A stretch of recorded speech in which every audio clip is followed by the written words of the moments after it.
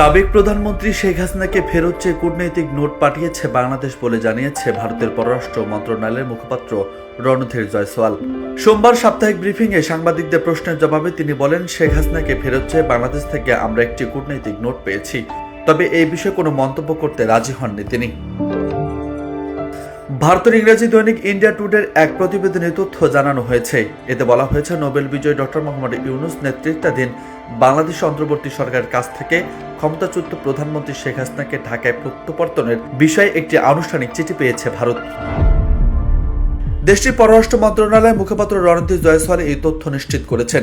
নয়াদিল্লিতে এক ব্রিফিংয়ে জয়সওয়াল বলেন, আমি নিশ্চিত করছি যে আমরা আজ বাংলাদেশ হাইকমিশনের কাছ থেকে প্রত্যাবর্তনের অনুরোধের বিষয়ে একটি কূটনৈতিক নোট পেয়েছি, তবে এই বিষয়ে আমাদের কোনো মন্তব্য নেই। এর আগে ক্ষমতাচ্যুত প্রধানমন্ত্রী শেখ হাসিনাকে ভারত থেকে ফেরত আনতে দেশটির স্বরাষ্ট্র মন্ত্রণালয়ে চিঠি দিয়েছে বাংলাদেশ বলে জানিয়েছিলেন পররাষ্ট্র উপদেষ্টা মোহাম্মদ তৌহিদ হোসেন। তৌহিদ হোসেন বলেন, ভারতকে আমরা জানিয়েছি ক্লিয়ারলি, আমরা শেখ হাসিনাকে যে ফেরত চাচ্ছি তার বিচার ব্যবস্থার জন্য সেটা জানিয়েছি। গত 5 আগস্ট প্রধানমন্ত্রী পদ ছেড়ে ভারতে পালিয়ে যাওয়ার পর থেকে সেখানে আছেন আওয়ামী লীগ সভাপতি শেখ হাসিনা। তার দলের জ্যেষ্ঠ নেতাদের কয়েকজন গ্রেপ্তার হলেও অধিকাংশই এখনো আত্মগোপনে রয়েছেন।